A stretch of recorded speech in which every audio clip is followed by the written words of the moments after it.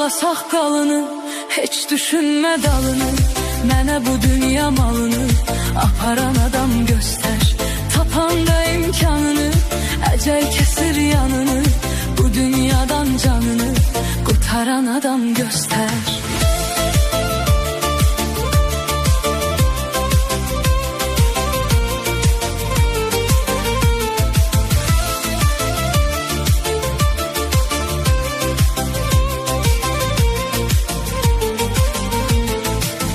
Ariflər nə qədər qonaqdır dünyada bəşər. Gələn əli boş getsə əgər bu dünyanın başını buraq. Güya məkandır ki, evdir ki, nə yatdı ki, nə gördü ki. Süleymana nə verdi ki, bu dünyanın başını buraq. Bu dünyanın başını buraq.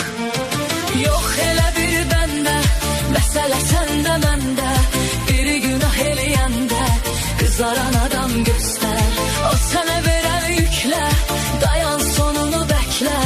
Oyun baz felekle, bacaran adam göster.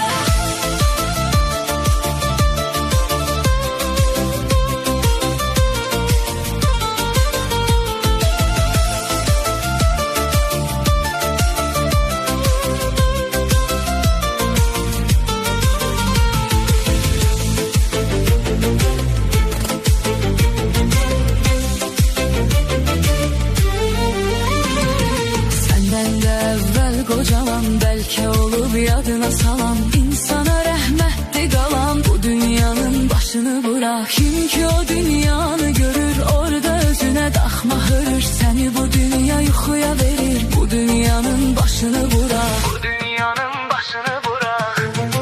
Fələk çoxunu yıxdı, kimisə xoşbəxt çıxdı.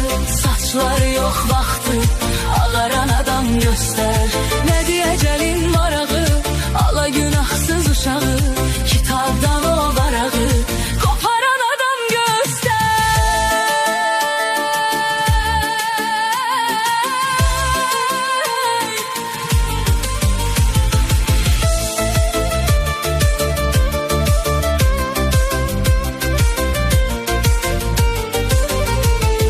Sığalla saqqalını, heç düşünmə dalını. Mənə bu dünya malını aparan adam göster. Tapanda imkanını, ecel kesir yanını. Bu dünyadan canını